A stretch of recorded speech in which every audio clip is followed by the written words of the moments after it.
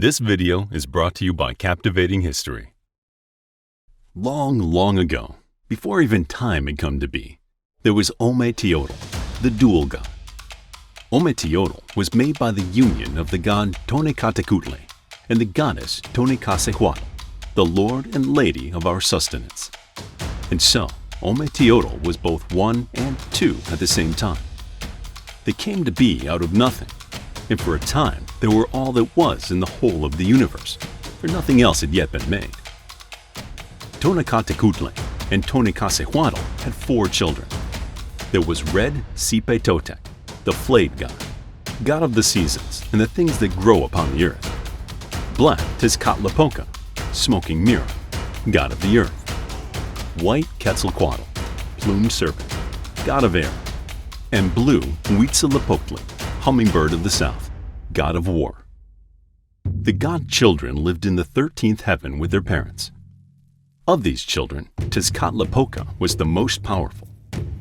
Together, the 4 children of the dual god decided that they would like to create a world and some people to live in it. It took them several tries before the world became the way we know it today, because the gods fought over who should be the sun and rule the earth. The first attempt at creation was made by Quetzalcoatl and Huitzilopochtli. First, they made a fire, which was the sun, but it wasn't big or strong enough to give much light or heat, as it was only half of a sun. After they made the sun, Quetzalcoatl and Huitzilopochtli made a man and a woman. They called the woman Oxomoco and the man Zipactonal. The gods told the man and the woman what work they were to do.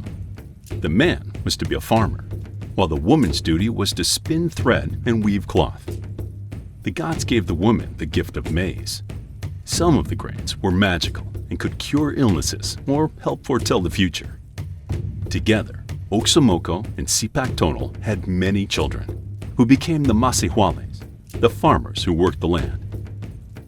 Even though there was already a half-sun, and even though there were already a man and woman, the gods had not yet created time.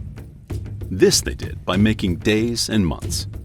Each month had 21 days, and when 18 months had gone by, this made 360 days, and that span the gods called a year.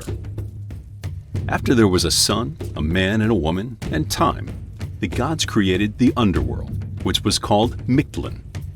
Then, Quetzalcoatl and Huitzilopochtli made 2 other gods to rule over this place. They were called Mictlantecuhtli and Mictecacehuatl, the lord and lady of Mictlan. When all this was done, Quetzalcoatl and Huitzilopochtli created some water, and in it they placed a giant fish. The fish was called Zipactli, and the earth was made out of the body of the fish.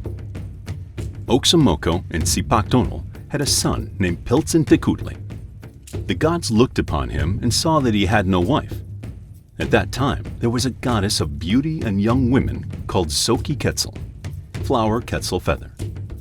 The gods took some of Xochiquetzal's hair, and from it they made a woman to be Piltzincutli's wife.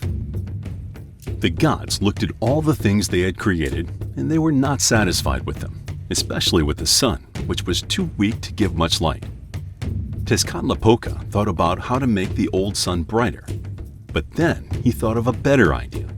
He turned himself into the sun. This new sun was much better than the old one. It was a whole sun, and it gave enough light to the world the gods had made. This was the beginning of the first age of the world, the age of the first sun. The gods also wanted more beings in their new world. They made a race of giants who ate nothing but pine nuts. The giants were very large and very strong. So strong were these giants that they could uproot trees with their bare hands. So, for a time, Tezcatlipoca shone brightly over the world the gods had made. But after this world had existed for 13 times 52 years, or 676 years, Quetzalcoatl thought his brother had reigned as the sun for long enough. He took his club and struck Tezcatlipoca with it, sending him plummeting down, down, down into the waters that encircled the world. Tezcatlipoca was very angry that Quetzalcoatl had done this. He rose up out of the water in the shape of a giant jaguar, and in this shape he roamed about the whole earth. The Jaguar hunted all the giants and devoured every one of them. Once all the giants had been eaten, Tezcatlipoca rose back up into the heavens, where he became the constellation Jaguar, Ursa Major. The second age of the world was the age of the second sun. This was the age of wind. Quetzalcoatl made this world, and Quetzalcoatl was the sun during this age. The Mazahuales lived in this age eating nothing but pine nuts. The second age also lasted for 676 years, until Tezcatlipoca took his revenge on his brother. Tezcatlipoca came to the world in a blast of wind so great that Quetzalcoatl and the Mazahuales were blown away, although some of the Mazahuales escaped the blast. These turned into monkeys, and they ran away into the jungles to live. After the time of the second sun was complete, the god of rain, whose name was Tlaloc, he who makes things sprout, became the sun and ruler of creation, and his age is the age of the third sun. This age lasted for 7 times 52 years, or 364 years. During this age, the people ate the seeds of a plant that grew in the water. But again, Quetzalcoatl destroyed this world. He brought down a rain made of fire, and all the people were turned into birds. After Quetzalcoatl ended the reign of Tlaloc, he gave the world to Tlaloc's wife, Chalchiuhtlicue, Jade Skirt Woman, to rule. Chalchiuhtlicue was the goddess of rivers, streams, and all manner of waters. She was the sun for 6 times 52 years, or 312 years. This fourth sun age was a time of great rain. It rained so long and so hard that there was a great flood that covered the earth. The flood washed away the Mazahuales, turning them into fish. After the flood was over, the sky fell down and covered the earth so that nothing could live on it. The gods looked upon the world they had made and saw how it had been destroyed by their quarreling. Quetzalcoatl and Tezcatlipoca made peace with one another and went down to rebuild the world. The gods each went to one end of the world, where they transformed themselves into great trees. With their mighty tree limbs, they pushed the sky back up into its place, and they hold it there still. The god Tonacatecutli, the father of Quetzalcoatl and Tezcatlipoca, looked down and saw that the brothers had ceased their fighting and had worked together to mend what their anger had broken. Tonacatecutli therefore gave the brothers the starry heavens to rule, and he made a highway of stars for them to use as they traveled. This highway is the Milky Way. Then the gods created new people to walk upon the earth. Once the sky had been put back in its place, Tezcatlipoca took flint and used it to make fires. These fires lit the world, for the old sun had been destroyed in the flood, and a new one had not yet been made. Also, there were no people, for the giants had all been devoured, and the people had all been turned into monkeys, birds, and fish. So, Tezcatlipoca met with his brothers to take counsel about what to do. Together, they decided that a new sun would have to be created. But this would be a new kind of sun, one that ate human hearts and drank human blood. Without sacrifices to feed it, this sun would cease to shine, and the world would return to darkness once more. So, the gods made 400 men and 5 women, and these were to be food for the new sun.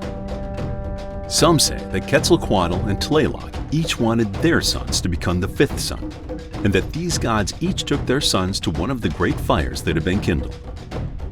Quetzalcoatl's son had been born without a mother. The god threw his son into the fire first, and he became the new sun.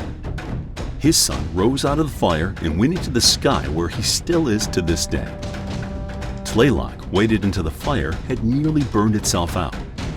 He took his son, whose mother was Chalchiuhtlicue, and threw him into the glowing embers and ashes. Tlaloc's son rose out of the fire and went into the sky as the moon. Because Quetzalcoatl's son went into the blazing fire, he became a creature of fire and glows with a light that is too bright to look at. But because Tlaloc's son went into the embers and ashes, his light is dimmer and his face is splattered with ashes. And this is how night became divided from day, and why the moon and the sun crossed the sky in different ways and along different paths. But another tale tells how the sickly god Nanahuatzin willingly sacrificed himself to become the 5th sun. The gods had gathered at the great city of Teotihuacan, to discuss how they might make a new sun to replace the old one that had been destroyed by the flood. One of them needed to jump into the bright bonfire and then rise into the sky. Nanahuatzin, god of disease, whose name means full of sores, came forward. "I will do this thing," he said, "even though my body is diseased and bent, and even though my skin is covered with leprosy." The other gods laughed at Nanahuatzin. They said, "You silly fellow, you are sickly and weak.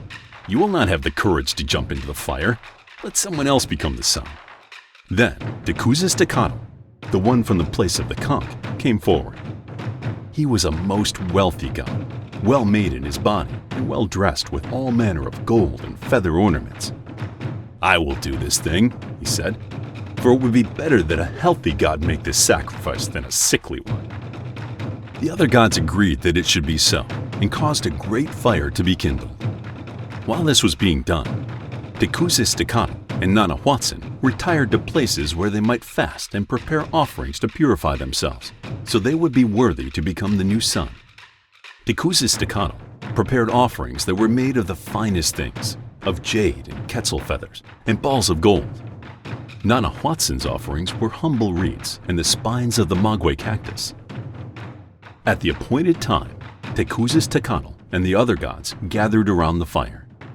The wealthy god, dressed in his best finery, strode up to the great blaze with its searing heat. He made as to throw himself in, but at the last minute he balked and walked away. Again, he tried, but he could not bring himself to jump into the flames. He tried again, and yet again, but each time his courage failed him. After the fourth time, he walked away from the bonfire and from the other gods, ashamed that he had not been able to turn himself into the sun as he boasted he would do. The other gods wondered how they would make a new sun, since Tecuzistecatl had failed to jump into the fire. But all was not lost. Nanahuatzin had not forgotten his offer to become the new sun, and he had also fasted and purified himself so they might be a fitting sacrifice. The sickly god stepped forward, dressed in garments made of paper, and walked straight up to the raging fire.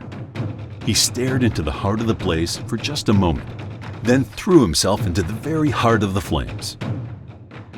Nanahuatzin's hair was ablaze. His clothing was ablaze. His skin crackled with the heat of the flames that licked all around his body. Tecuzistecatl saw the courage of the sickly Nanahuatzin and was deeply ashamed. So he also stepped forward and jumped into the flames with Nanahuatzin. An eagle and a jaguar had been watching the sacrifice too. They saw the courage of Nanahuatzin and Tecuzistecatl, and so they joined the gods, throwing themselves among the flames. This is why the eagle's feathers are tipped with black, and why the jaguar is covered with black spots. This is also why the Aztecs created the orders of the eagle and the jaguar to honor their bravest warriors. After the eagle and jaguar had thrown themselves into the fire, the other gods waited to see what would become of Nanahuatzin and Tecuzistecatl. Slowly, light began to rim the world. The gods looked all around, wondering where the source of the light was. Then, suddenly, Nanahuatzin burst forth over the eastern horizon, covering the world with the brightest light. His sacrifice transformed him from the lowly, sickly leper god into a new sun god, Olin Tonatiuh, whose name means movement of the sun. But Tecuzistecatl had also transformed by his sacrifice, and shortly after Nanahuatzin rose into the sky, so did Tecuzistecatl. And now the gods had a new problem, for there was not one but two suns in the sky, and the light they made together was too bright for anyone to see anything. One of the gods snatched up a rabbit that was nearby and flung it into the face of Tecuzistecatl. The rabbit hit Tecuzistecatl so hard that his light was dimmed. That was how the moon was created, and the shape of a rabbit was now permanently marked on his face. Then the gods rejoiced, for now they had both a sun and a moon. But their joy was short-lived, for Tonatiuh refused to move from his place in the sky until all the gods had sacrificed themselves to him. The other gods grew angry and refused to do this thing. But Tonatiuh was steadfast. He would not move until he had drunk the blood of the other gods. Tlahuizcalpantecutli, Lord of Dawn, who is the morning star, said, I will stop Tonatiuh. I will save you from having to be sacrificed.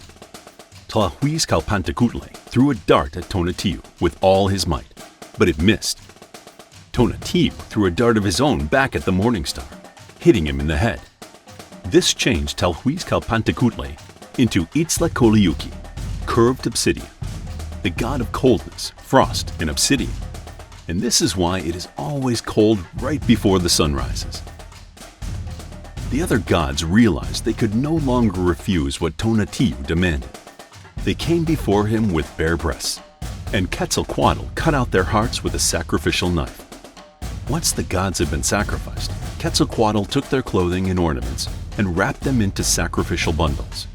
These sacred bundles were then worshipped by the people. Sated with the blood of the gods, Tonatiuh began to move across the sky, and he has done so ever since. And this was the birth of the fifth sun, the sun under which all life lives to this day. But still, the people offer blood and hearts to the sun to ensure that he is satisfied and to keep him on his sacred path across the sky.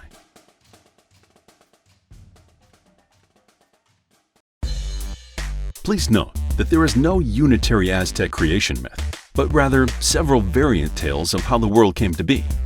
In this video, we have covered one of the primary myths called the Legend of the Suns. If you want to discover another creation tale, as well as many more captivating Aztec myths, make sure to check out our new book, Aztec Mythology, Captivating Aztec Myths of Gods, Goddesses, and Legendary Creatures. Also, if you haven't already gotten your free mythology ebook bundle, grab it while it's still free. All links are in the description. Please hit the like button if you enjoyed the video, and subscribe if you want us to create more videos like this.